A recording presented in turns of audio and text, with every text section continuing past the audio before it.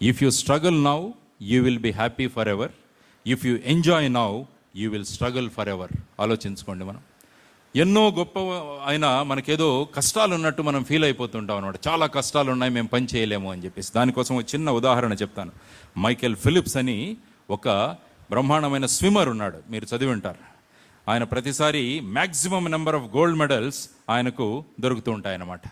అదేవిధంగా 2008 సంవత్సరంలో బీజింగ్లో ఎప్పుడైతే ఒలింపిక్స్ జరుగుతున్నాయో ఆ ఒలింపిక్స్ కోసం మైకేల్ ఫిలిప్స్ ఆయన ప్రయత్నం చేస్తున్నాడు అనమాట.